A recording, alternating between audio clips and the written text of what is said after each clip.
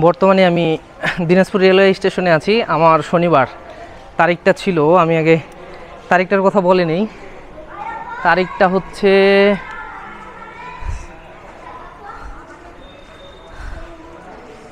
তারিখ হচ্ছে 20/7/2024। আমার দিনাজপুর থেকে ঢাকা যাওয়ার টিকিট ছিল, তো কারফিউ জারির কারণে আমি আসলে যেতে পারিনি। এই কারণে আজকে স্টেশনে আসলাম। আমি একটা সংবাদ শুনেছিলাম যে স্টেশনে গেলে আসলে টিকিটটা ফেরত দেবে, টিকিটের টাকাটা। তো তাদের উদ্দেশ্যে বলতেছি, এই হচ্ছে স্টেশন। আমি বর্তমানে স্টেশন একেবারেই ফাঁকা। তো তারা কি করবেন, তারা যখন নেট খুলবে আপনারা অবশ্যই নিজের টিকিটটা যে আইডি থেকে খুলেছেন সেই আইডিতে ঢুকবেন। ঢোকার পরে আপনারা টিকিটটা ক্যান্সেল করবেন। তাহলেই 3 দিনের মধ্যে আপনাদের টাকা আপনাদের মোবাইলে, মানে নগদ থেকে বা বিকাশ থেকে যারা টিকিট কেটেছেন, যারা নগদ থেকে কেটেছেন তাদের নগদে ঢুকবে, এবং কি যারা কি বলে বিকাশ থেকে কেটেছেন তাদের বিকাশে ঢুকবে।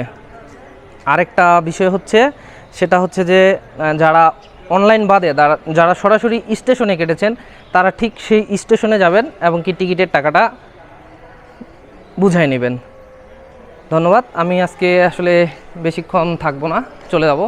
এখানে আসলে কর্মরত অনেকজন রয়েছে স্টেশন দেখার জন্য, আমি চলে যাই। এই পাশে জায়গা নেই।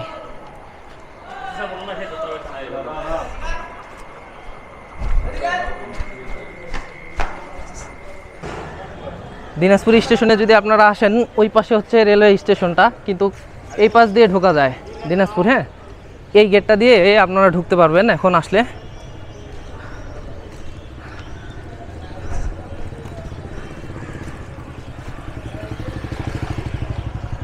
তো কথা না বাড়াই আমি চলে যাব। তার কারণটা হচ্ছে, আমার খুব জানার ইচ্ছে ছিল যে আসলে টিকিটের টাকাটা আমি পাবো কি না, তাই এসেছিলাম। আজকে একেবারে 24 তারিখ, এখন রাত 8টা। আমি বাসায় মাত্র পৌঁছাইলাম। এখন বিষয়টা হচ্ছে যে আমার ট্রেনের টিকিট ছিল হচ্ছে, আমি যদি অ্যাপে যাই, অ্যাপে রেল সেবা অ্যাপে যাওয়ার পরে পাস্ট ট্রিপ, এটা হচ্ছে 20 তারিখে 9টা 45-এ আমি স্ক্রিনশটটা দিয়ে দেবো। 9টা 45-এ আমার এসেছিলো, ট্রেন ছিল। আমি আসতে পারিনি, তার কারণ হচ্ছে ট্রেনটা আসেনি। ট্রেন যদি আসতো তাহলে আমি কিন্তু ট্রেনের সাথে চলে আসতে পারতাম। কিন্তু এখন বিষয়টা হচ্ছে, আমি রেলওয়ে স্টেশনে গিয়েছিলাম, তার কিছুক্ষণ আগের ভিডিওটা তো আপনারা দেখলেন। এখন বিষয়টা হচ্ছে যে তারা রেলওয়ে স্টেশন থেকে আমাকে বলেছিল যে আপনি যখন ইন্টারনেট পাবেন তখন আপনি আপনার এই টিকিটটা ক্যান্সেল করতে পারবেন এবং আপনার টাকাটা আপনার কাছে ফিরে আসবে। কিন্তু আমি আসলে কি বলবো, এখানে দেখাচ্ছে যে নট ক্যান্সেলেবল, আমি ক্যান্সেল করতে পারবো না।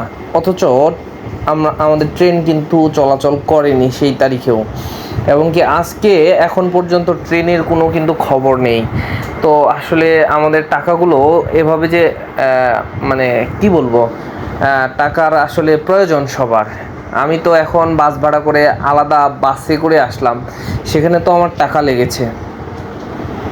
তো আমাদের যদি আসলে এই যে ট্রেনের টিকিটের টাকাটা আমাদের যদি আসলে দিয়ে দেওয়া হতো, তাহলে আসলে দেশের জনগণ অনেক অনেক উপকৃত হইতো। আমি দেখি, তারপরেও আমি এখন একটু কল দিব। এর আগে মানে যার সাথে আমি কথা বলেছিলাম তার নম্বরটা আমি নিয়ে এসেছিলাম। তো দেখি তার নম্বরে যদি আমি কল করে তার সাথে যোগাযোগ করে কথা বলতে পারি তাহলে কি হয়। আমি একটু কল দেই।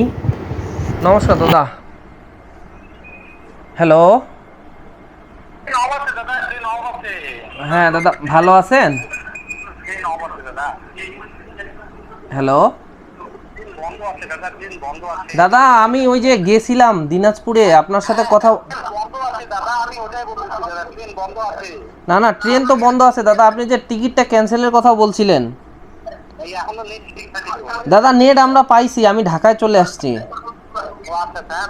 কিন্তু নট ক্যান্সেলেবল দেখাচ্ছে। আমি তো টিকিট ক্যান্সেল করতে পারতেছি না দাদা, আমি টিকিট ক্যান্সেল করতে পারতেছি না। ও, আপনাদের কি রেলওয়ে স্টেশনের নেট ঠিক হবে?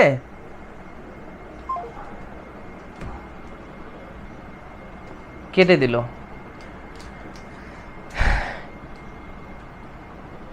আমি জানি না আসলে আদৌ টিকিটের টাকা আমরা যারা সাধারণ মানুষজন ট্রেনে যাতায়াত করি তাদের টাকাটা আসলে বাংলাদেশ রেলওয়ে থেকে ফেরত দেওয়া হবে কিনা। তো আমার যতটুকু কর্তব্য আমি সেটা করেছি। এখন সেটা তো আসলে বাংলাদেশ রেলওয়ে কর্তৃপক্ষের উপর বিরাজ করতেছে।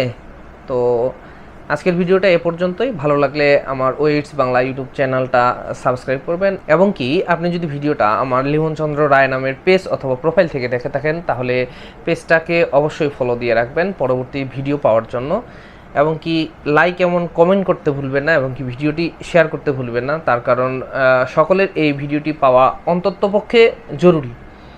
ভালো থাকবেন, সুস্থ থাকবেন, ধন্যবাদ।